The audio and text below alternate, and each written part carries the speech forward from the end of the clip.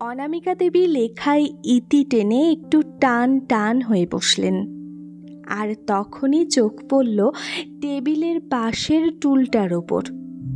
আজকের ডাকের চিঠিপত্রগুলো পড়ে রয়েছে। বাচ্চা চাকরটা কখন যেন একবার ঢুকেছিল, রেখে গেছে। অনেকগুলো বইপত্রের ওপর একখানা পরিচিত হাতের লেখা পোস্টকার্ডখানার মাথার ওপর তারিখের নিচে লেখা ঠিকানাটা দেখে চোখটা যেন জুড়িয়ে গেল। আগ্রহে তুলে নিলেন সেটা। তুলে নিয়ে দ্রুত চোখ বুলিয়ে ফেললেন। তারপর আবার ধীরে সুস্থে পড়তে বসলেন। অথচ অনামিকা দেবীর নামাঙ্কিত ওই পোস্টকার্ডটায় তো মাত্র 2-3 ছত্র। অনেক দিন পরে কলকাতায় ফিরে তোমার কথাটাই সর্বাগ্রে মনে পড়ল, তাই একটা চিঠি পোস্ট করে দিচ্ছি। নিশ্চয়ই ভালো আছো, সনৎ কাকা। এই ধরন সনৎ কাকার চিঠির। গতানুগতিক পদ্ধতিতে স্নেহ সম্বোধনান্তে শুরু করে আশীর্বাদান্তে ইতির পাঠ নেই সনৎ কাকার। বাহুল্য কথাও নয়, ঝরঝরে তত্ত্বরে প্রয়োজনীয় কয়েকটি লাইন। কখনো বা পোস্টকার্ডের পুরো দিকটা সাদাই পড়ে থাকে, ও পিঠের অর্ধেকাংশে থাকে ওই লাইন কটা। একদা অনামিকা দেবীর বাবা যখন বেঁচে ছিলেন, ওই চিঠির ব্যাখ্যা করে তীব্র আপত্তি তুলেছিলেন তিনি। এ আবার কি রকম চিঠি তোমার সনৎ? একে কি চিঠি বলে? সনৎ কাকা হেসে বলেছিলেন, চিঠি তো বলে না, বলে কার্ড, পোস্টকার্ড। তাতে কি হয়েছে? লিখছ যখন, সে চিঠিতে একটা যথাযোগ্য সম্পর্কের সম্বোধন থাকবে না, কুশল প্রশ্ন থাকবে না, নিজে কেমন আছো এ খবর থাকবে না, প্রণাম আশীর্বাদ থাকবে না, মাথার ওপর একটা দেবদেবীর নাম থাকবে না? এ কেমন কথা? না না, এটা ঠিক নয়। এতে কুদৃষ্টান্ত স্থাপন করা হয়। তোমার দেখা দেখি অন্যেও এইরকম ল্যাজমুড়োহীন চিঠি লিখতে শিখবে। কিন্তু সনৎ কাকা কিছু মাত্র লজ্জিত না হয়ে বরং হেসেই উঠেছিলেন। বলেছিলেন, তা চিঠিটা তো আর টাটকা রুই মাছ নয় যে লেজা মুড়ো বাদ গেলে লোকসান আছে। যথাযোগ্য সম্বোধন তো নামের মধ্যে রয়েছে। তোমায় লিখলে লিখব প্রবোধদা, বোঝাই যাবে তুমি গুরুজন। বকুলকে লিখলে শুধু বকুলই লিখব, অতএব বুঝতে আটকাবে না লঘুজন।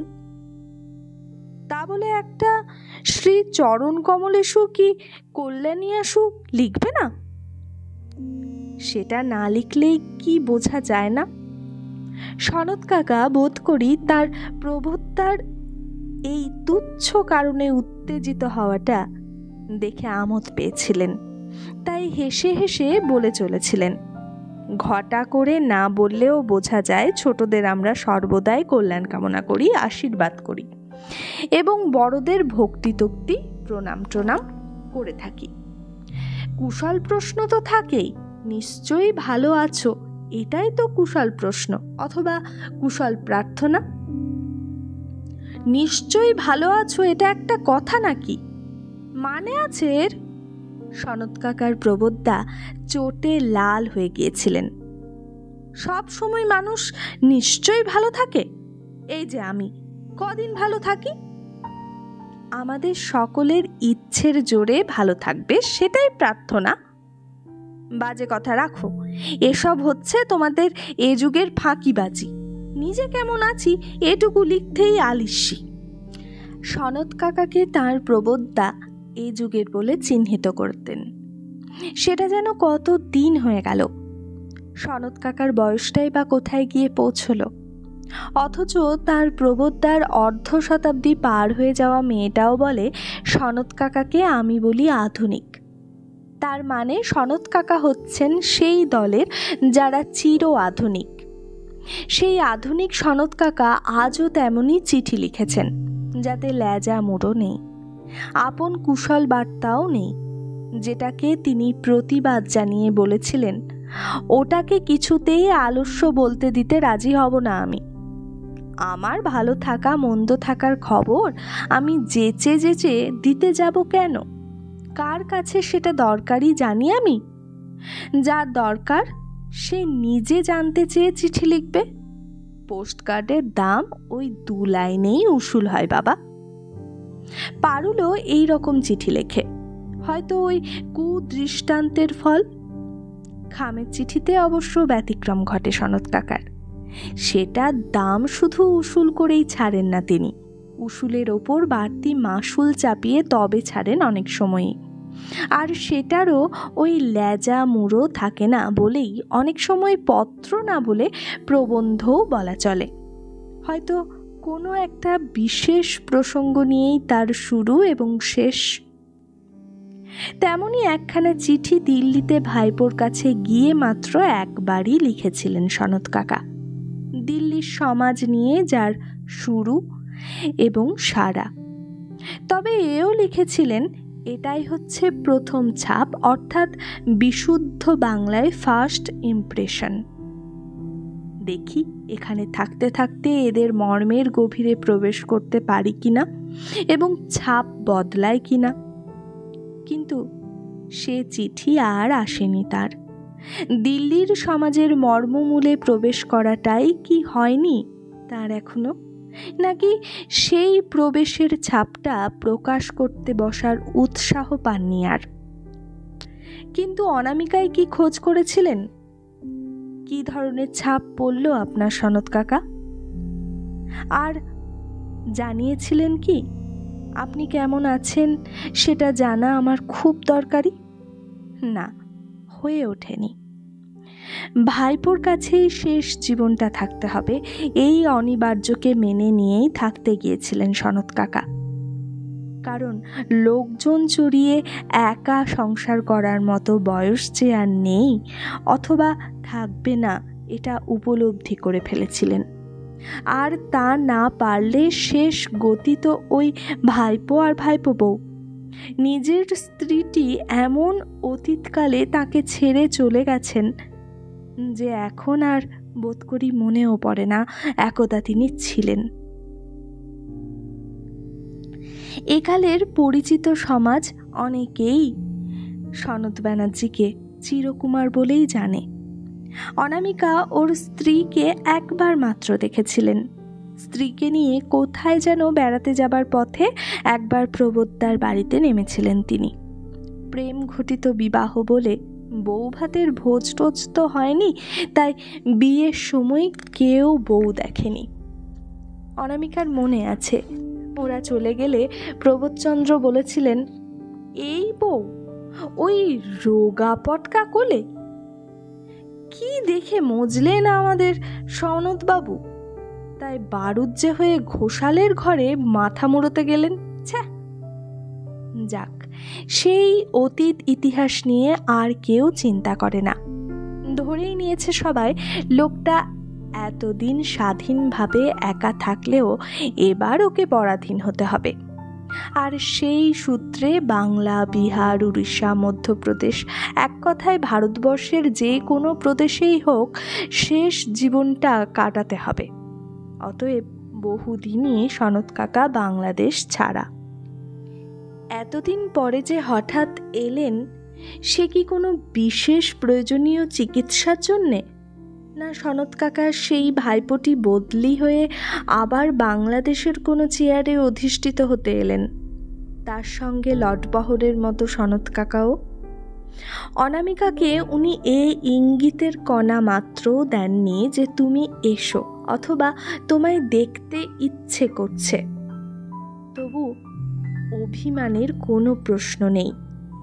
এসো শব্দটি ব্যবহার না করলেও অনামিকা দেবী যে সেখানে সর্বদাই স্বাগত, এ কথা অনামিকা যতটা জানেন ততটা বোধ করি সনৎ ব্যানার্জি নিজেও জানেন না।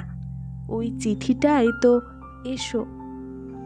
সেই একটি অনুক্ত এসো শব্দটি অনামিকাকে টেনে বার করল ঘর থেকে। বেরোবার সময় আশা অথবা আশঙ্কা করেছিলেন দুষ্টু মেয়েটা কোন ফাঁক থেকে এসে জেরা করতে শুরু করবে।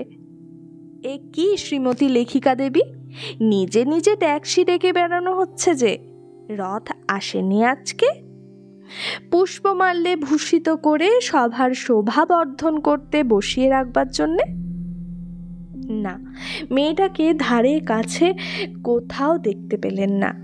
নির্ঘাত সেই কারখানার কুলিটার সঙ্গে কোথাও ঘুরছে, নচে তার কথা। আজ তো কলেজের ছুটি। বাড়ি জানা ছিল, তবু খুঁজে বার করতে কিছু দেরি হয়ে গেল। রাস্তার চেহারাটা একেবারে বদলে গেছে। অনেক দিন যে আসা হয়নি সেটা ধরা পড়ল ওই চেহারাটা দেখে। মাঝারি একটা গলির মধ্যে পৈতৃক বাড়ি সনৎ কাকাদের। সেই গলির মোড়ে অনেকখানি জমি পড়েছিল বহুকাল যাবৎ। সেটা ছিল পাড়ার বালকবৃন্দের খেলার মাঠ এবং পাড়ার ঝিয়েদের ডাস্টবিন। কষ্ট করে আর কেউ ছাই পাঁশ জঞ্জালগুলোকে নিয়ে রাস্তা পর্যন্ত এগিয়ে কর্পোরেশনের ডাস্টবিনে ফেলতে যেত না, ওই মাঠেই ফেলত। তাতে যে ছেলেদের খেলার আমোদ কিছুমাত্র ব্যাহত হতো এমন নয়। শুধু খেলার শেষে বাড়ি ফেরার পর মা ঠাকুমার জামা কাপড় ছাড়, পা ধুয়ে ফেল ইত্যাদি চিৎকারে তাদের শান্তিটা কিঞ্চিৎ বিঘ্নিত করত। অনেক দিন পরে এসে দেখলেন অনামিকা দেবী সেই মাঠটায় বিরাট কলেবর একটি ম্যানশন উঠেছে, যাতে অজস্র খোপ। সেই খোপে খোপে কে জানে কত পরিবার এসে বাসা বেঁধেছে। কে জানে এদের মধ্যে থেকেই তারা জীবনের মানে খুঁজে পাচ্ছে কিনা। তবে আপাতত চেনা বাড়িটাও খুঁজে পেতে দেরি হলো ওই বহু খোপ বিশিষ্ট আকাশ ছোঁয়া বাড়িটার জন্যে। তারপর ঢুকে পড়লেন। হইচই করে উঠলেন না সনৎ কাকা। খুব শান্ত সহৃদয় হাস্যে বললেন, আয়, তোর অপেক্ষাই করছিলাম। প্রণাম করে বসে পড়ে ছেলে মানুষের মতো বলে উঠলেন অনামিকা দেবী, অপেক্ষা করছিলে মানে? আসতে বলেছিলেন নাকি আমায়? বলিনি। সে কি রে, না বললে এলি কেন? হাসলেন সনৎ কাকা। লজ্জিত হলেন অনামিকা দেবী। বললেন, তারপর কেমন আছেন বলুন? খুব ভালো, খাচ্ছি দাচ্ছি, বাড়িতে বসে আছি, খাটতে টাটতে হচ্ছে না। এর থেকে আরামদায়ক অবস্থা আর কি হতে পারে? অনামিকা অবশ্য এই আরামদায়ক অবস্থার খবরে বিশেষ উৎসাহিত হলেন না, বরং ঈষৎ শঙ্কিত গলায় বললেন, কেন বসে আছেন কেন? বেরোন না। বেরোবো কেন? সনৎ কাকা দরাজ গলায় হেসে উঠলেন। চলৎ শক্তি জন্মাবার জন্যে যদি একটা বছর লেগে থাকে, সেটা বাদ দিয়েই ধরছি ৭৯ বছর কাল ধরে তো হাঁটলাম, বেরোলাম, বেড়ালাম। বাকি দিনগুলো ঘরে বসে থাকাই বা মন্দ কি? ওটা তো বাজে কথা। অনামিকা আরও শঙ্কিত গলায় বলেন, আসল কথাটা বলুন তো, শরীর ভালো নেই? এই দেখো, শরীর ভালো নেই মানে? ভালো না থাকলেই হলো? তবে তবে বাড়ি বসে থাকবেন কেন? বাহ, বললাম তো, জীবনের প্রত্যেকটি স্টেজই চেখে চেখে উপভোগ করা দরকার নয়? নীরুকে বললাম, দেখ নীরু, এই হৃদযন্ত্রটা তো বহুকাল যাবৎ খেটে মরছে, এবার যদি ছুটি চায় তো চাক না, ছুটি নিতে দে। তা শুনতে রাজি নয়। ধরে নিয়ে এলো এক বেটা ডাক্তারকে, মোটা ফি। সে তার পাণ্ডিত্য না দেখিয়ে ছাড়বে কেন? ব্যাস, হুকুম হয়ে গেল, নট নরণচরণ, নট কিচ্ছু। অতএব স্রেফ গাব্বুপিল হয়ে পড়ে আছি। অনামিকা বুঝে নিলেন ব্যাপারটা। আসতে বললেন, কতদিন হয়েছে এরকম? আরে বাবা, হয়নি তো কিছুই। তবে কি করে দিনের হিসেব দেব? তবে তো কবে থেকে চুল পাকলো, কবে থেকে দাঁত নড়ল, এসব হিসেবও চেয়ে বসতে পারিস। একটা যন্ত্র বহুদিন খাটছে, একদিন তো সেটা বিকল হবেই।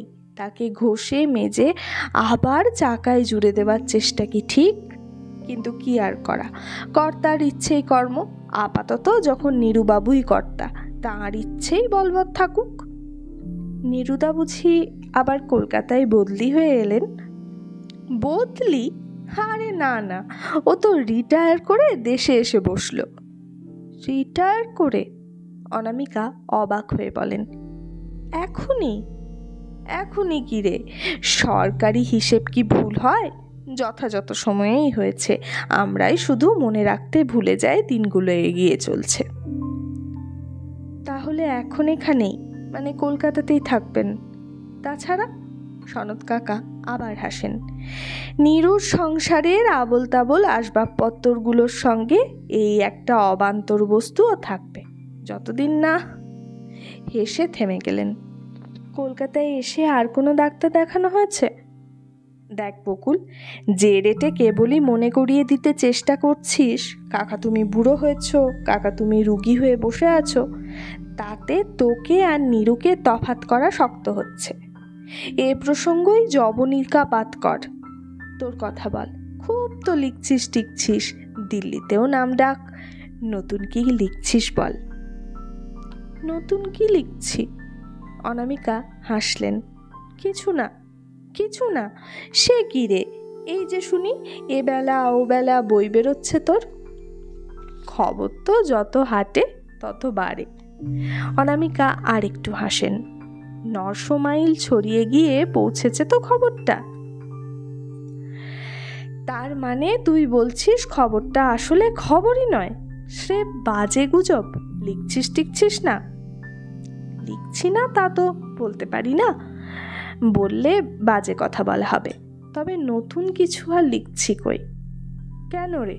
সনৎ কাকা একটু চাঙ্গা হয়ে উঠে বলেন, সমাজে সংসারে এত নতুন ঘটনা রোজ ঘটছে, মুহূর্তে মুহূর্তে সমাজের চেহারা পাল্টাচ্ছে, তবু নতুন কথা লিখতে পারছিস না?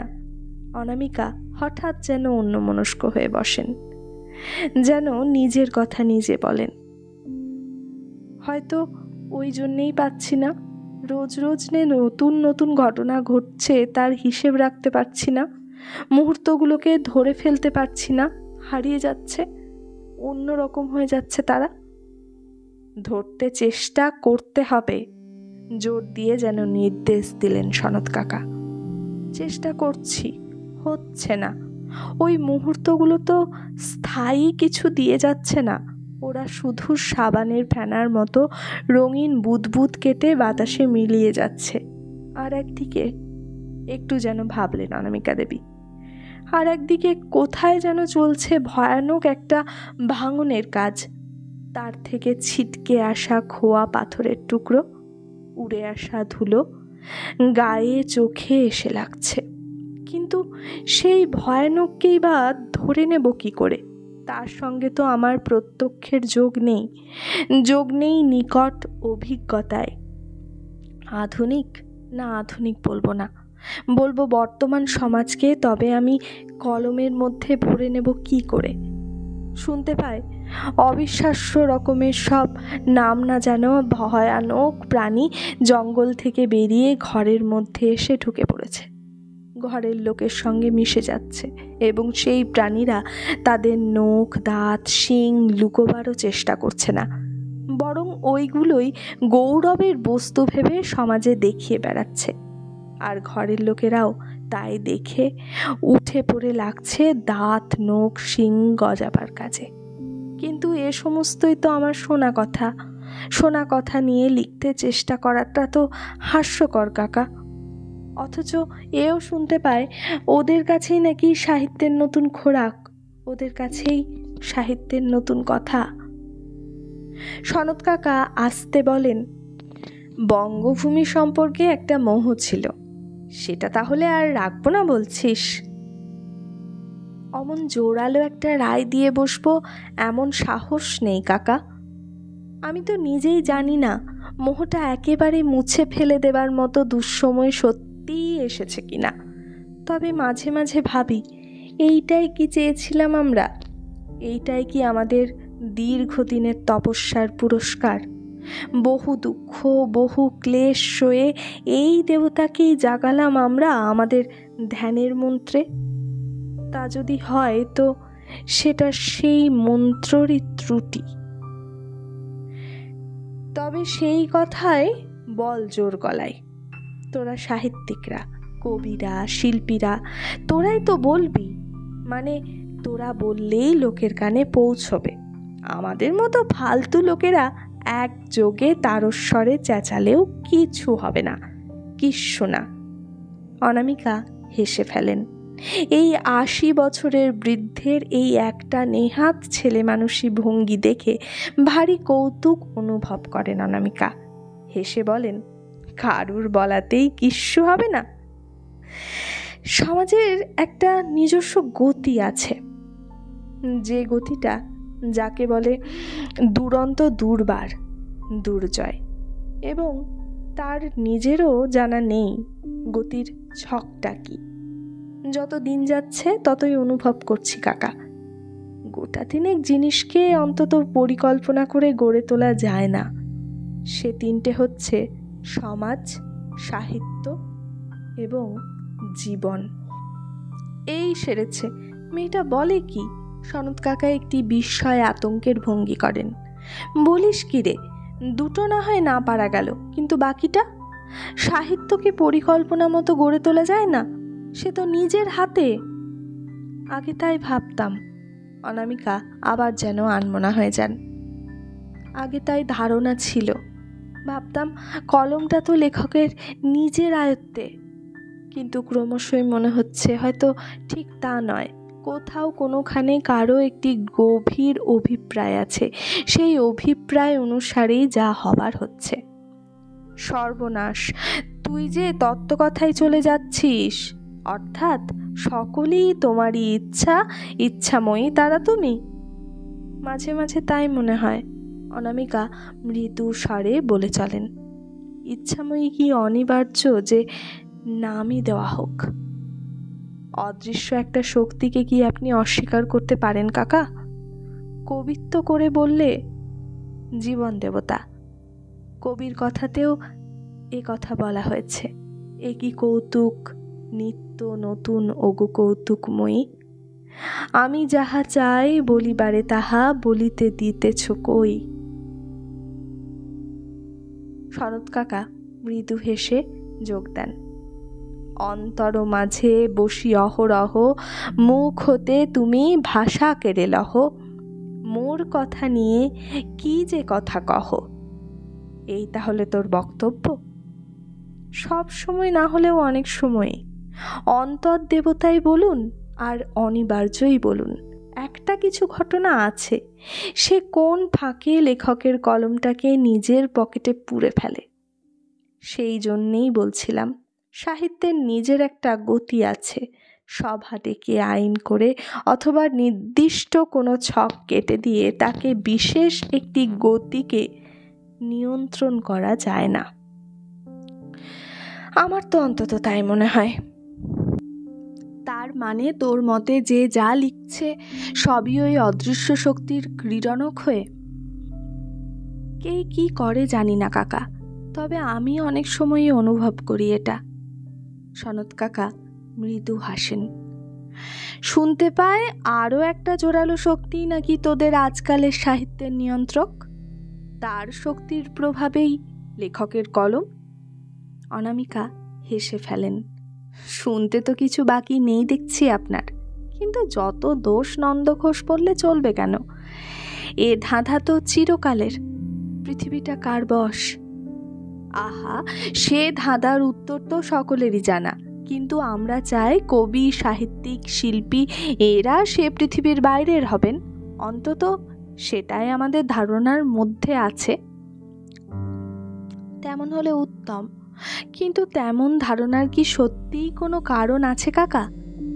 সেকালেও মহা কবিরা রাজসভার সভাকবি হতে পেলে কৃতার্থ হতেন, সেটাই তাদের পরম পাওয়ার মাপকাঠি ছিল।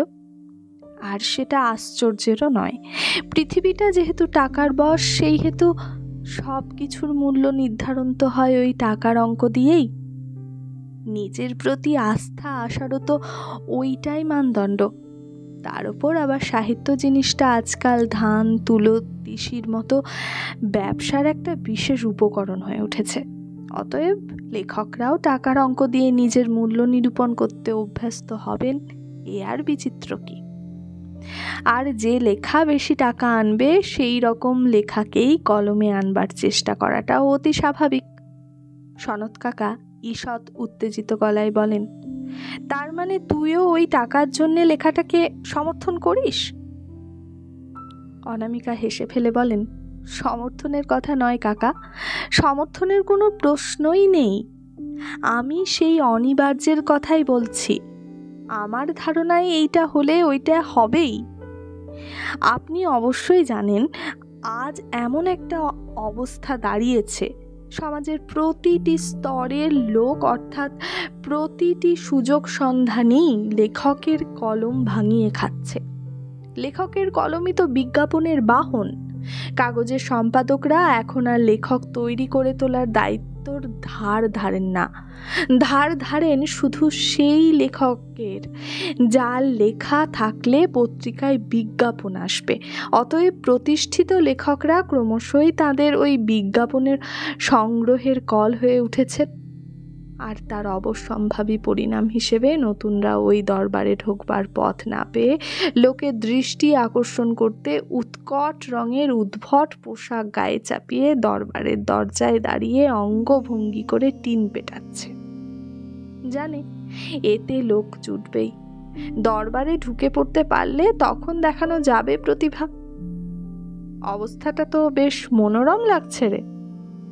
কিছু কিছু বাড়িয়ে বলছি না কাকা, নতুন লেখকদের অনেক সংগ্রাম করে তবে প্রতিষ্ঠিত হতে হয়। অনেক নতুন ভঙ্গি, নতুন চমক লাগাতে না পারলে উপায় নেই।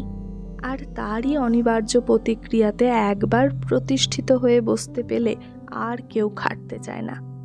আর নতুন কথা দেবার চিন্তা থাকে না কি বলবার জন্য এসেছিলাম। ওই টিন পেটানোটাই যখন সহজ কার্য করি, আর হাঙ্গামাই কাজ কি? তাছাড়া ওই জিনিসটার প্রতি বিশেষ একটা আস্থাও থাকে। দেখেছে যখন ওইটাই দরবারের দরজা খোলার চাবি।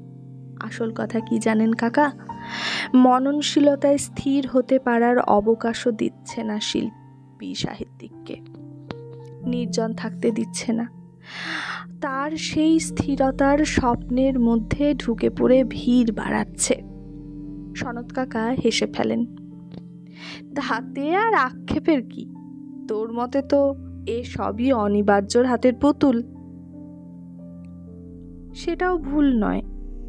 তাছাড়া মুশকিল কি, ওই টিন পেটানোদের কাছে লোকে টিন পেটানোটাই চাইবে। যেমন কৌতুক অভিনেতার কাছে কৌতুক অভিনয় ছাড়া আর কিছু নয়। জীবনে একবার যে ভাড়ামি করে মরেছে, জীবনে কখনো আর তার সিরিয়াস নায়ক হবার উপায় নেই। তাহলে তো দেখছি তোদের এই সাহিত্য ক্ষেত্রটা দস্তুর মতো গোলমেলে। দারুণ গোলমেলে কাকা। নিভৃত চিন্তায় নিমগ্ন হবার গভীর আনন্দ থেকে বঞ্চিত হয়ে উদ্ভ্রান্ত হয়ে বেড়াচ্ছে সবাই। তোরও তাই অবস্থা নাকি? সনৎ কাকা একটু কৌতুকের হাসি হাসেন। আমার কথা বাদ দিন, অনামিকা বলে ওঠেন, লিখলেই সাহিত্যিক হয় না। নিজেকে অন্তত আমি সাহিত্যিক শব্দটার অধিকারী ভাবিও না। লেখার অধিকার আছে কিনা একথা না ভেবেচিন্তেই একদা লিখতে শুরু করেছিলাম। এখন দেখি পাঠকরাই অথবা সম্পাদকরাই লেখাচ্ছেন, এর বেশি কিছু নয়। তবে ইচ্ছে করে নতুন কিছু লিখি, বিশেষ কিছু লিখি। হেসে ওঠেন অনামিকা। তা সেই বিশেষ ক্ষমতা থাকলে তো। সত্যিই বলবো কাকা, এ যুগকে আমি চিনি না, চিনবার চেষ্টা করব এমন পরিবেশও নেই। এ যুগ সম্পর্কে যেসব ভয়াবহ চিত্র শুনি অথবা পড়ি, সেটা বিশ্বাস করতে পেরে উঠি না। কিন্তু সনৎ কাকা আসতে বলেন, অনেক ক্ষেত্রেই তো বাস্তব বস্তুটা কল্পনার থেকেও অবিশ্বাস্য। হয়তো তাই। আবার যেন কেমন অন্য মনে হয়ে যান অনামিকা। তার সত্য সাক্ষী পুলিশের রিপোর্ট, ডাক্তারের রিপোর্ট। কিন্তু সাহিত্যিকও কি সেই সত্যের সাক্ষী হবে? সাহিত্য কি এই সত্য উদ্ঘাটনের কাজে কলম ধরবে? জানোয়ারের সঙ্গে মানুষের তফাৎ শুধু বাইরের চেহারায়। অন্য কোনো তফাৎ আছে কিনা সে সন্ধান না করেই হেসে বলে উঠবে, আরে বাবা থাক, তফাৎ থাকবে কেন?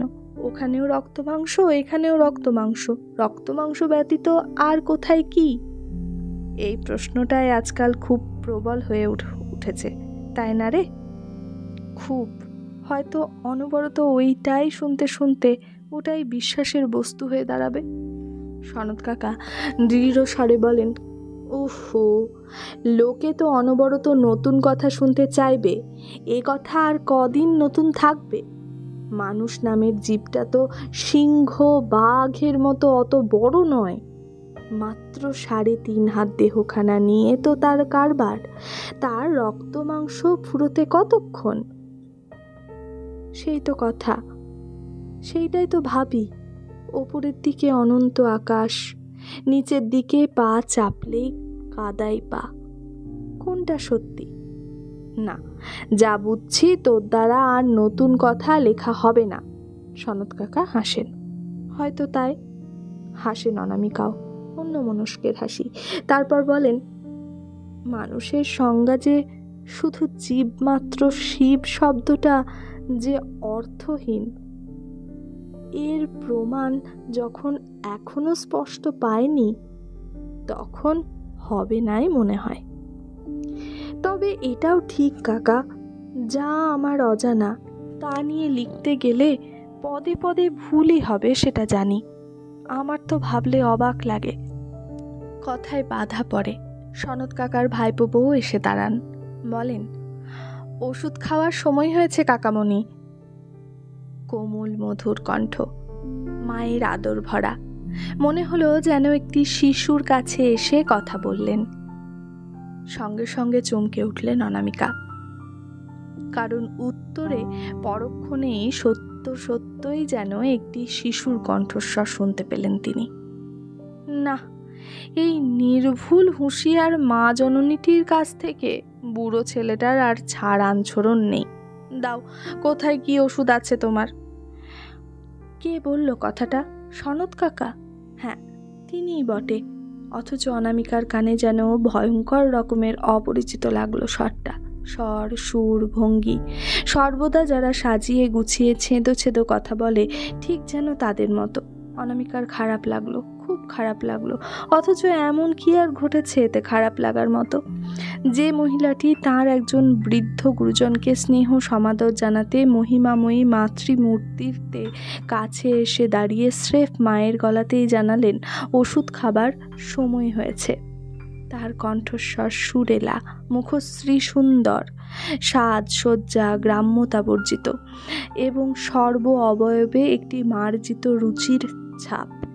এর সঙ্গে কথা বলতে হলে তো ওই রকম গলাতেই বলা উচিত। মহিলাটি যদি তার পূজনীয় গুরুজনটির দ্বিতীয় শৈশবকালের কথা স্মরণ করে তার কাছে শিশু জনচিত ব্যবহার করেন, গুরুজনটির কি শ্বশুর জনচিত ব্যবহার সঙ্গত? তবু অনামিকার খারাপ লাগলো, সত্যিই খুব খারাপ। মহিলাটি যেন এতক্ষণে অনামিকাকে দেখতে পেলেন, তাই ওষুধের শিশি গ্লাস টেবিলে নামিয়ে 2 হাত জোর করে ঈষৎ নমস্কারের ভঙ্গিতে সৌজন্যের হাসি হেসে বললেন, শুনেছি আপনি আমার স্বামীর ছোট বোন, তবু কিন্তু আপনি করে ছাড়া কথা বলতে পারবো না। হঠাৎ এরকম অদ্ভুত ধরনের কথায় বিস্ময়ের সঙ্গে কৌতুক অনুভব করলেন অনামিকা। মৃদু হেসে প্রতি নমস্কার করে বললেন, কেন বলুন তো? মহিলাটি অবসরপ্রাপ্ত স্বামীর স্ত্রী এবং দ্বিতীয় পক্ষও নয়, কাজেই নিতান্ত তরুণীর পর্যায়ে পড়েন না। তবু নিতান্ত তরুণীর গলাতেই সভয় সমীহের সাথে বলে উঠলেন, বাবা, আপনি যে একজন ভীষণ বড় লেখিকা। উফ, আপনার সঙ্গে তো কথা বলতেই ভয় করে। সনৎ কাকার ভাইপো বউয়ের উচ্চারণ স্পষ্ট মাজা, প্রতিটি শব্দ যেন আলাদা আলাদা করে উচ্চারিত। কথা বস্তুটা যে একটি আর্ট, এ বোধ যে আছে তাতে সন্দেহ নেই। একজন ভীষণ বড় লেখিকার সঙ্গে কথা বলছেন, তাই বলেই কি ভাইপো বউ এমন কেটে ছেঁটে মেজে ঘষে কথা বললেন? না এইভাবেই কথা বলেন? হয়তো তাই বলেন, হয়তো ওইটাই ওর নিজস্ব ভঙ্গি। তবু কেন এই যে অনামিকার মনে হলো অনেক দিনের চেষ্টায় উনি ওই কথা বলার আর্টটি আয়ত্ত করেছেন। ভাইপো বউয়ের শাড়ি পরার ধরনটি ছিমছাম, চুলগুলি সুছাঁদের কবরীতে সুবিন্যস্ত, গায়ে হালকা 2-1টি অলংকার, চোখের কোণে হালকা একটু সুরমার টান, পায়ে হালকা একজোড়া চটি, শাড়ির জমিটা ধরা যায় কি না যায় গোছের হালকা একটু ধানি রঙের, এবং চশমার ফ্রেমও হালকা ছাই রঙের। অর্থাৎ সব মিলিয়ে একটি হালকা ওজনের তরুণী লাগলো তাকে। অনামিকা হেসে বললেন, বড় লেখিকা, এই শব্দটাকে অবশ্য আমি মেনে নিচ্ছি না, তবু প্রশ্নটা হচ্ছে, যদি কেউ কোনো ব্যাপারে বড়ই হয়, বাড়ির লোকেরাও কি তাকে সমীহ করবে? ওরে বাবা, তা আবার বলতে? ভাইপো বউ হেসে ওঠেন, এই তো আপনার দাদা যখন বড় অফিসার ছিলেন, ভীষণ বিগ অফিসার, তখন আমি তো একেবারে ভয়ে কাঁটা হয়ে থাকতাম। খিলখিল করে হেসে ওঠেন ভাইপো বউ, আর সেই হাসির সঙ্গে এমন লীলা বিচ্ছুরিত হয় ওই বিগ অফিসারের গৃহিণীদেরই মানায়। এই ভঙ্গিতেই উনি হয়তো বলতে পারেন, বাড়ি সারাবো? কোথা থেকে? খেতেই কুলোয় না তো বাড়ি।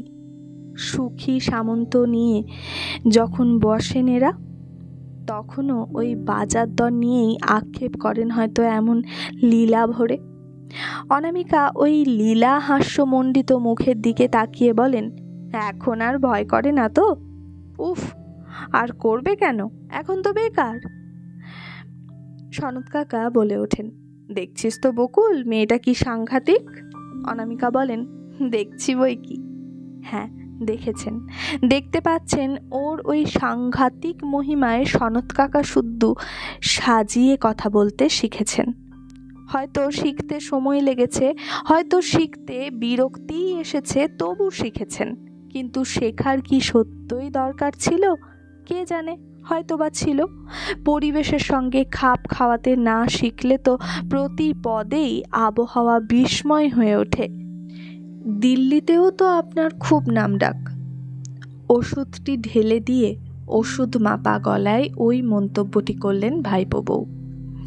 অনামিকা মৃদু হেসে বলেন, তবে তো আর নিজেকে বড় লেখিকা না ভেবে উপায় নেই। সনৎ কাকা অনামিকার মুখের দিকে তাকিয়ে মৃদু হাস্যে বলেন, করতে হলো তো শিকার, তাহলেই বল মেয়েটাকে সাংঘাতিক বলতে হয় কি না। আমার কাছে তো এতক্ষণ স্বীকার করছিলি না। মা জননীদের কি যেন একটি সমিতি আছে, তার লাইব্রেরিতে তোর কত বই আছে, তাই না মা জননী? ভাইপো বউ স্মিত হাস্যে বলেন, হ্যাঁ, আছে কিছু কিছু, আমিই কি নিয়েছি। লাইব্রেরির সব কিছুর ভার আমার ঘাড়েই চাপিয়ে রেখেছে তো। অনামিকার মুখে আসছিল, যাই ভাগ্যিস আপনি আমার একটি বৌদি ছিলেন রাজধানীতে, তাই আমার লেখা কিছু কিছু বইয়ের প্রবেশাধিকার ঘটেছে রাজধানী হেন ঠাঁইতে। তা মুখে আসা কথাটাকে আর মুখের বাইরে আনলেন না, বললেন, পড়েছেন তাহলে আমার লেখা? ভাইপো বউ আর একবার লীলা ভরে হাসলেন। ওই প্রশ্নটি করলেই উত্তর দেওয়া মুশকিল। আমি আবার ধৈর্য ধরে বসে বসে গল্প উপন্যাস পড়তেই পারি না। তাছাড়া, ভাইপো বউ ওষুধের গ্লাস শিশি যথাস্থানে রাখতে রাখতে বলেন, তাছাড়া আজকালকার বইটই তো পড়ারই অযোগ্য। পড়ারই অযোগ্য? ভাইপো বউয়ের বক্তব্যটি অনুধাবন করবার আগেই প্রশ্নটি যেন স্খলিত হয়ে পড়ে অনামিকা দেবীর কণ্ঠ থেকে। ভাইপো বউ তাঁর হালকা চটি পড়া একটি পা টেবিলের পায়ার তালে তালে ঠুক ঠুক করতে করতে বললেন, তাই তো শুনি, ভীষণ নাকি অশ্লীল। শোনেন তবু ভালো। অনামিকা মৃদু হাসেন, ভাগ্যিস পড়েন না। ভাইপো বউয়ের হাস্যরঞ্জিত মুখটা মুহূর্তে যেন কাঠ হয়ে যায়। গম্ভীর মুখে বলেন, রুচিও নেই। যেসব বই নিয়ে আদালতে কেস ওঠে, সেই সব বই যে মানুষ কি করে পড়ে। আমিও তো তাই বলি। সনৎ কাকা মৃদু হাস্যে বলেন, তোমার ওই মহিলা সমিতির মহিলারা যে কি বলে কেবলই আধুনিক সাহিত্য পড়বার জন্য অস্থির হন। ভাইপো বউ একবার তাঁর শ্রদ্ধেয় গুরুজনটির দিকে কটাক্ষপাত করেন। মুখটা আর একটু কাঠ হয়ে যায়। চেয়ার থেকে উঠে দাঁড়ান তিনি। সকলের রুচি সমান নয় বলে চেয়ারটা ঠিক করেন, ঘর থেকে বেরিয়ে যান। আর সেই মুহূর্তেই অনুভব করেন অনামিকা, সনৎ কাকার কণ্ঠে অমন একটা অপরিচিত সুর শুনতে পেয়েছিলেন কেন? ভাইপো বউ চলে যাবার পর সনৎ কাকা মৃদু হেসে বলেন, বুদ্ধিমানের ধর্ম অ্যাডজাস্ট করে চলা। কি বলিস? অনামিকা কিছু বলেন না, শুধু তাকিয়ে থাকেন ওই হাস্যরঞ্জিত মুখের দিকে। কি রে, অমন করে হাদার মতো তাকিয়ে আছিস কেন? দেখছি। কি দেখছিস? কিছু না। সনৎ কাকা আর কিছু বলতেন হয়তো। হঠাৎ ঘরে ঢোকেন সনৎ কাকার ভাইপো, যার পুরো নামটা জানাই নেই অনামিকার। নিরুদা বলেই জানেন। নিরুদার পরনে গাঢ় রঙের সিল্কের লুঙ্গি, গায়ে একটা টেপ গেঞ্জি, হাতে টোব্যাকোর টিন। স্ত্রীর সম্পূর্ণ বিপরীত ভঙ্গিতে একেবারে হইচই করতে করতে ঢোকেন তিনি। আরে আমাদের কি ভাগ্য, শ্রীমতী লেখিকা দেবীর আগমন। তারপর আছো কেমন? বাড়ির সব খবর কি? খুব তো লিখছ। অনামিকা বলেন, একে একে জবাব দিই। কেমন? আছি ভালো, বাড়ির খবর ভালো, লিখছি অবশ্যই, তবে খুব কি না জানি না। জানো নাকি, শুনতে পাই তুমি নাকি দারুণ পপুলার, মেয়েরা নাকি তোমার লেখার নামে পাগল। অনামিকা হেসে ফেলে বলেন, মেয়েরা তো, মেয়েদের কথা বাদ দাও, ওরা কিসে না পাগল হয়। তা যা বলেছ। নিরুদা হো হো করে হেসে ওঠেন। খুব খাঁটি কথা। শাড়ি দেখলে তো পাগল, গয়না দেখলেও তো পাগল, লোকের বাড়ি গাড়ি দেখলেও তো পাগল, সিনেমার নামে পাগল, খেলা দেখার নামে পাগল, বাজার করতে পাগল, বাপের বাড়ির নামে পাগল, এমন কি একটা উলের প্যাটার্নের জন্যেও পাগল। তাছাড়া রাগে পাগল, সন্দেহে পাগল, অভিমানে পাগল, অহংকারে পাগল, অপরের ওপর টেক্কা দেবার ব্যাপারে পাগল। মোট কথা নেচার ওদের আধা আধি পাগল করেই পাঠিয়েছে, বাকিটা ওরা নিজে নিজেই। মেয়েদের তো তুমি অনেক স্টাডি করেছো নিরুদা। অনামিকা হাসেন। লিখলে তো তুমিও সাহিত্যের নাম করতে পারতে। লিখলে? নিরুদা উদাত্ত গলায় বলে ওঠেন, দরকার নেই আমার অমন নাম করার। দেশের ছেলেগুলোকে বকিয়ে সমাজকে উচ্ছন্ন দিয়ে জাতির সর্বনাশ করে নাম আর পয়সা করা হচ্ছে। এই সিনেমাগুলো হচ্ছে কি থেকে এর উৎপত্তি? ওই তোমাদের সাহিত্য থেকেই তো। কি ঘটছে তা থেকে? ছেলেগুলো ওই থেকে অসভ্য, অভব্য, খুনোখুনি, রাহাজানি শিখছে না? সনৎ কাকা হেসে ফেলে বলে ওঠেন, শুনলি তো, এবার কি জবাব দিবি দে। জবাব দেবার কিছু থাকলে তো? অনামিকা হাসলেন। জবাব দেবার নেই, স্রেফ কাঠগড়ার আসামি যখন। আর সিনেমার গল্পকেও যদি সাহিত্য বলে ধরতে হয়, তাহলে তো ফাঁসির আসামি। বলে ফেলেই অনামিকা ঈষৎ ভীত হলেন। এর মুখেও সঙ্গে সঙ্গে কাঠের চাষ হবে না তো? কিন্তু ভীতিটা অমূলক। নিরুদা বরং আরও বীরদর্পে বলে ওঠেন, তা সাহিত্য নয় কেন? সাহিত্যিকদের লেখা গল্প টল্পই যখন নেওয়া হচ্ছে। তা বটে। বাবা, স্বীকার না করে উপায় আছে? নিরুদা কাকার সামনে টোব্যাকোর টিন ঠুকে কুচো তামাক বার করে একটা সিগারেট বানাতে বানাতে বলেন, তা তোমার গল্প টল্পও তো শুনছি সিনেমা হয়, তাই না? অনামিকা লক্ষ্য করলেন নিরুদা আর তাকে তুই করে কথা বলছেন না, অথচ আগে বলতেন। তুই ছাড়া বলতেনই না বরং। তার মানে এখন সমীহ করছেন, নাকি দীর্ঘদিন দূরে থাকার দূরত্ব। কিন্তু তাই কি হয়? কই, সনৎ কাকা তো তাকে তুমি বলতে বসলেন না। বেদনা অনুভব করলেন অনামিকা। আত্মীয়জন সমীহ করছে, এটা পীড়াদায়ক, অথচ অনেক ক্ষেত্রেই এটা ঘটতে দেখেন। পুরনো সম্পর্কে সহজ ভঙ্গিটি যেন খুঁজে পান না। নেহাত যারা বাড়ির লোক, তারাও কি মাঝে মাঝে এমন দূরত্ব দেখায় না? যেন বকুল নামের মেয়েটা অন্য নামের ছদ্মবেশ পরে অন্য রকম হয়ে গেছে, অতএব তারাই বা অন্য রকম হয়ে যাবে না কেন? অথচ এই ছদ্মনামটার সম্পর্কে তাদের অনাগ্রহের শেষ নেই। জানবার ইচ্ছের লেশ নেই। শম্পা বাদে বাড়ির আর সকলে অনামিকা দেবীর বহির্জীবনী এবং কর্মকাণ্ড সম্পর্কে শুধু উদাসীনই নয়, যেন বিদ্বিষ্ট।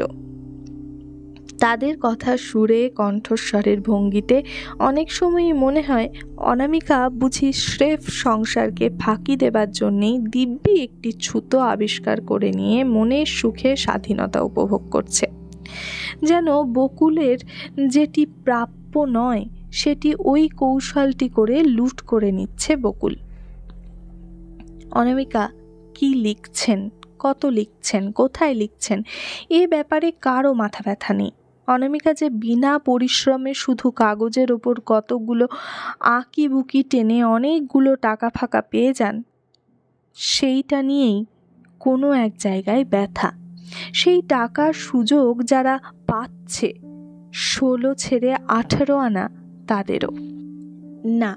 অনামিকার দাদা বৌদিরা হাত পেতে কোনো খরচা নেন না অনামিকার কাছ থেকে, কিন্তু অনামিকারই বা ওরা ছাড়া আর কে আছে? কোথায় করবেন খরচ? দূর সম্পর্কে দুস্থ আত্মীয় স্বজন হয়তো কিছুটা করতে হয় সেখানে, কিন্তু তাতে পরিতৃপ্তি কোথায়?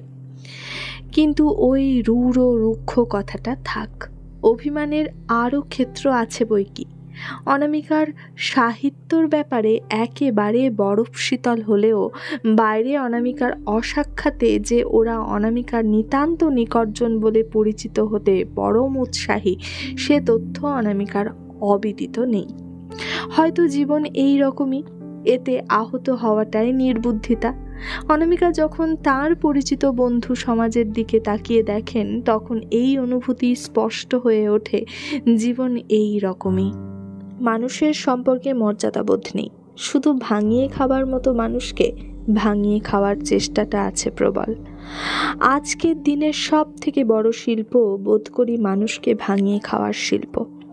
যদি অনামিকা নামের মানুষটাকে ভাঙিয়ে কিছুটা সুবিধে অর্জন করে নিতে পারা যায়, তবেই সেই অর্জনকারীরা অনামিকার অনুরক্ত ভক্ত বন্ধু।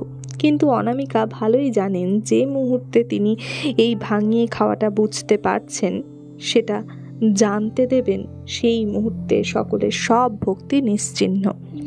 আর নিজে যদি তিনি প্রত্যাশার পাত্র হাতে নিয়ে একবার বলে বসেন, আমায় তো অনেক ভাঙলে, এবার আমার জন্য কিছু ভাঙো না, তাহলেই লজ্জায়, ঘৃণায়, দুঃখে, ধিক্কারে বন্ধুরা সহস্র যোজন দূরে সরে যাবেন। হ্যাঁ, এই পৃথিবী। তুমি যদি বোকা হও, অবোধ হও, আত্মস্বার্থে উদাসীন হও, বন্ধুর গুণগুলি সম্পর্কে চক্ষুষ্মান আর দোষগুলি সম্পর্কে অন্ধ হও, তুমি যে পৃথিবীর সব কিছু ধরে ফেলতে পারছো সেটা ধরতে না দাও, তবেই তোমার বন্ধুজন তোমার প্রতি সহৃদয়, নচেত হৃদয় বর্জিত। এই তো এখানেই দেখো, এই নিরুদা নামের বিজ্ঞ বয়স্ক এবং আপন প্রাক্তন পদমর্যাদা সম্বন্ধে যথেষ্ট অভিহিত আত্মীয়টি অনায়াসেই উনি ছেলে মানুষের মতো ওজনহীন উক্তি করছেন। কিন্তু তার উক্তি যে ছেলে মানুষই, ও কথা একবার উচ্চারণ করুক দেখি অনামিকা দেবী। সঙ্গে সঙ্গে যে উনি ভিন্ন মূর্তি ধারণ করবেন তাতে সন্দেহ নাস্তি, যেমন করলেন ওর স্ত্রী। তিনি হয়তো শিরীষ কুসুম সম অতি সুকুমার, ইনি হয়তো তার থেকে কিছুটা সহনশীল, কিন্তু কলসির মধ্যে গোখরো আছেই। অতএব হাস্যবদনে উপভোগ করো ওর ছেলে মানুষই, অতএব বলে ফেলো, ও বাবা, তোমার ওই বিরাট কর্মচক্রের ঘর ঘর ধ্বনির মাঝখানেও এত খবর পৌঁছেছে তোমার কাছে, অত দূরে থেকে? পৌঁছবে না? নিরুদা খুব একটা উচ্চাঙ্গের রসিকতার হাসি হেসে বলে ওঠেন, তোমার সুখ্যাতিতে তো কান পাতা দায়। যাক, তুমি যে ওইসব আধুনিক লেখকদের মতো অশ্লীল অশ্লীল লেখা লেখো না, এতেই আমাদের পক্ষে বাঁচোয়া। অনামিকা মনে মনে হাসলেন। ভদ্রলোক হয়তো তাবৎ জীবনকাল উচ্চ রাজকর্মচারী হিসেবে যথেষ্ট কর্মদক্ষতা দেখিয়ে এসেছেন, হয়তো সূক্ষ্ম দর্শন ক্ষমতায় অধস্তনদের চোখে শস্যফুল এবং ঊর্ধ্বতনদের চোখে নিষ্কৃতির আলো ফুটিয়ে এসেছেন, কিন্তু সংসার ক্ষেত্রে যে আর একজনের চোখ দিয়ে জগৎ দেখে আসছেন তাতে সন্দেহ নেই। এ একটা টাইপ বশংবদ স্বামীর উদাহরণ। যাক, কথাবার্তাগুলো কৌতুককর, তাই হাসি মুখে উত্তর দেন অনামিকা। আমি যে ওই সব মারাত্মক লেখা লিখি না সে কথা কে বললে তোমায়? আহা, ওটা আবার একটা বলবার মতো কথা নাকি? তুমি ওসব লিখতেই পারবে না। হাজার হোক ভদ্র ঘরের মেয়ে তো, আমাদের ঘরের মেয়ে, রুচি এমন কু হতে যাবে কেন? তা বটে। অনামিকা অমায়িক গলায় সায় দেয়।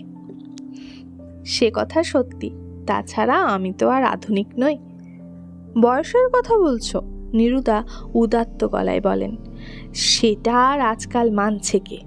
যত রাজ্যের বুড়োরাও তো শিং ভেঙে বাছুরের দলে ঢুকছে শুনছি। কি এরা সমাজের শত্রু নয়? হয়তো এরাই কলেজের প্রফেসর, হয়তো সমাজের মাথার মণি, অথচ সে পয়সার লোভে কদর্য লিখে। কথাটার উপসংহারটা বেশ জুৎসই করবার জন্যেই বোধহয় নিরুদা একবার দম নিলেন। সেই অবকাশে অনামিকা খুব নিরীহ গলায় প্রশ্ন করলেন, আর কার লেখা তোমার এত কদর্য লাগে নিরুদা? কার আর? নিরুদা সুপুরি এক গালে দেওয়ার সুরে বলেন, কার নয়, এক ধার থেকে সবাই। আজকাল কোন লেখকটা সভ্যভব্য লেখা লিখছে? লিখবে কেন? আজকাল তো অসভ্য লেখাতেই পয়সা, তাই না? যে বই অসভ্যতার দায়ে কোর্টে উঠবে সেই বইয়ে তত এডিশন হবে। অনামিকা মৃদু হেসে বলেন, কোর্টে ওঠেনি এমন বইয়েরও অনেক সংস্করণ হয়। হতে পারে, আমি আর খবর টবর রাখি না। ও তাই বুঝি? শুধু এইসব আধুনিক সাহিত্যই পড়ো বুঝি? খুব পড়ি আমি। নিরুদা যেন আকাশ থেকে পড়েন। আমি ছোবো ওই নোংরা অপবিত্র দুর্গন্ধ বই? রাবিশ, মলাটো উল্টে দেখিনি কারুর। আমার হাতে আইন থাকলে এইসব লেখকদের এক ধার থেকে জেলে পড়তাম, বুঝলে?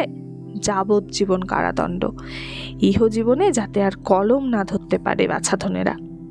উত্তর দেবার অনেক কথা ছিল অবশ্য, তবে সেটা তো অর্থহীন। সেই নিরর্থক চেষ্টায় গেলেন না অনামিকা। শুধু খুব একটা ভীতির ভান দেখিয়ে বললেন, ওরে বাবা, ভাগ্যিস নেই, তাই বেচারিরা খেয়ে পড়ে বেঁচে আছেন। যার চোখ দিয়ে জগৎ দেখেন নিরুদা, তার মতো অনুভূতির সূক্ষ্মতা যে অর্জন করে উঠতে পারেননি নিরুদা, এটা ঠিক। তাই শ্লেষের সুরে বলেন, শুধু খেয়ে পড়ে, গাড়ি বাড়ি করে নয়। অথচ চিরদিনই শুনে এসেছি সরস্বতীর সঙ্গে লক্ষ্মীর বিরোধ। মাইকেল পয়সার অভাবে বই বেচে খেয়েছেন। গোবিন্দ দাস না কে যেন না খেয়ে মরেছেন। গানেও আছে, হাই মা যাহারা তোমার ভক্ত, নিঃস্ব কি গো মা তারাই তত। অথচ এতক্ষণ কৌতুকের হাসি মুখ মাখিয়ে নিঃশব্দে এই আলাপ আলোচনা শুনে যাচ্ছিলেন সনত কাকা। এখন হঠাৎ একটু যোগ দিলেন, বললেন, আহা, হবেই তো।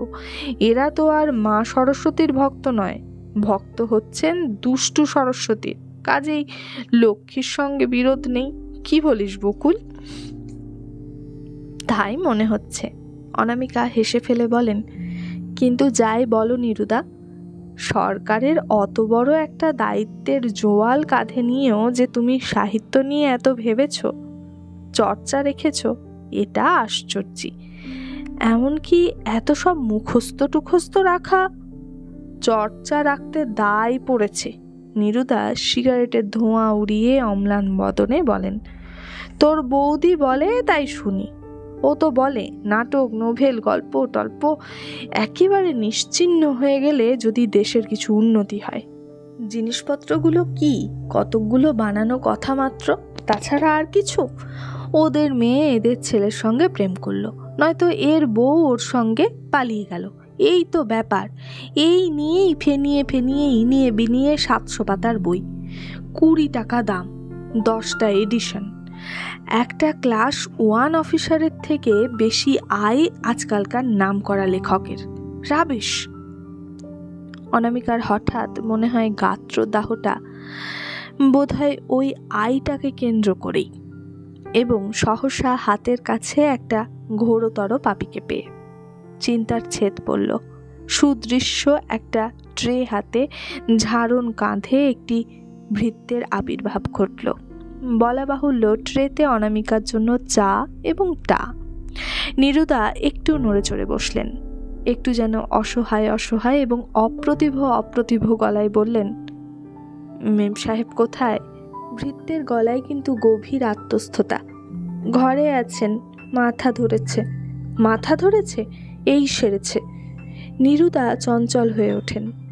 ওই একটি ব্যাধি সঙ্গের সাথী বেচারার। সনৎ কাকা উদ্বিগ্ন গলায় বলেন, যা দেখিন, দেখকে তো একবার। না, দেখবো আর কি। নিরুদার কণ্ঠস্বর স্খলিত। ও তো আছেই। তারপর যেন জোর করেই নিজেকে চাঙ্গা করে নিয়ে বলেন, আচ্ছা বকুল, কাকাকে কেমন দেখছো বলো? ভালোই তো।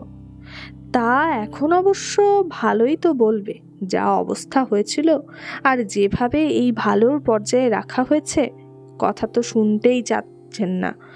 আর্গুমেন্টটা কি জানো? এত সাবধানে সাবধানে নিজেকে জিইয়ে রেখে আরও কিছুদিন পৃথিবীতে থাকবার দরকারটা কি? বোঝো, শুনেছ এমন কথা? তোমার বইতে আছে এমন ক্যারেক্টার?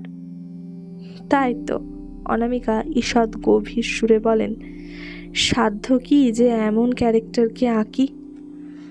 নিরুদা খোলা গলায় বলেন, অসাধ্য হবে না যদি আমার কাছে 2 দিন বসে ডিকটেশন নাও। ওহ, তবে হ্যাঁ, একটি জায়গায় স্রেফ জব্দ। এক ঝলক হাসিতে নিরুদার মুখ উদ্ভাসিত হয়ে ওঠে।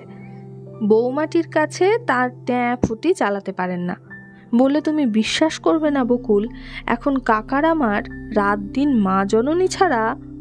হঠাৎ কেমন যেন চাঞ্চল্য বোধ করেন নিরুদা।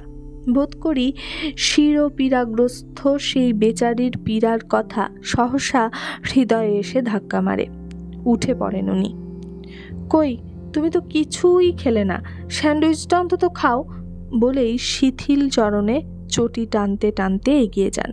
সনৎ কাকা কয়েক সেকেন্ড সেই দিকে তাকিয়ে থেকে মৃদু হেসে বলেন, ছেলেটার জন্য দুঃখ হয়। সে কি কাকা? অনামিকা গালে হাত দেন। নিজে তো উনি সুখের সাগরে ভাসছেন, সেটাই তো আরও দুঃখের। সনৎ কাকার কথাটা কি ধাঁধা না খুব সোজা, জলের মতো একেবারে? যারা সুখের সাগরে ভাসছে তাদের জন্যেই চিন্তাশীলদের যত দুঃখ। তাদের দুঃখবোধ জাগিয়ে তুলে সেই দুঃখ নিরাকরণের জন্য মাথা খোঁড়াখুড়ি। কিন্তু মনে মনে একটু হাসলেন অনামিকা। কিন্তু যারা জেগে ঘুমায়, যারা জেনে বুঝে কৃত্রিমতার দেবতাকে পুজো দিয়ে চলে, আচ্ছা কেন দেয়? চামড়া উড়ে যাওয়া সেই শুধু রক্ত মাংসের চেহারাটা সহ্য করতে পারে না বলে? রূপ রস রং জৌলুসীন পৃথিবীটায় বাস করতে পারবে না বলে? সনৎ কাকার বাড়ি থেকে অনামিকাদের বাড়ির দূরত্ব নেহাত কম নয়।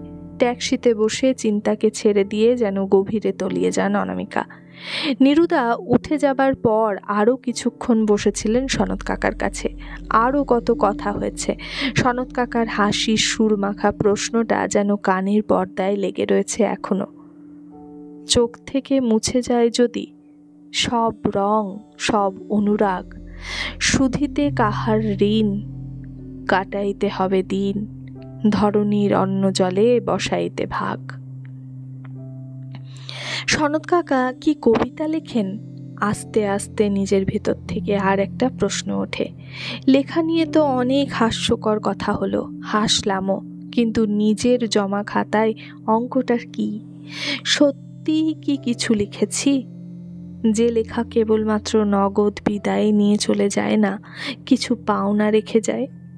আমি কি সত্যি সত্যি কারো কথা বলতে পেরেছি? আমি কি সত্যকার জীবনের ছবি আঁকতে পেরেছি, নাকি নিরুদার ভাষায় শুধু কতকগুলো কাল্পনিক চরিত্র খাড়া করে গল্প বানিয়েছি? হয়তো অপরিশ্রিয়মান সমাজ জীবনের কিছু ছবি রয়ে গেল আমার খাতায়, কিন্তু যে সমাজ জীবন বর্তমানের স্রোতে উত্তাল, মুহূর্তে মুহূর্তে যার রং বদলাচ্ছে, গড়ন বদলাচ্ছে, আমার অভিজ্ঞতায় কি ধরতে পারছি তাদের? না, পারছি না। তার কারণ আজ আর সমাজের একটা গোটা চেহারা নেই। সে খণ্ড ছিন্ন, টুকরো টুকরো। সেই টুকরোগুলো আসমান তীক্ষ্ণ। তাতে যতটা ধার আছে ততটা ভার নেই, আর যেন ওই তীক্ষ্ণতাটা অদূর ভবিষ্যতে ভোঁতা হয়ে যাবার সূচনা বহন করছে। তবু এখন যারা সেটা দেখতে পাচ্ছে তারা সমাজের সেই ধারালো টুকরোগুলো তুলে নিয়ে আবারও শান দিচ্ছে।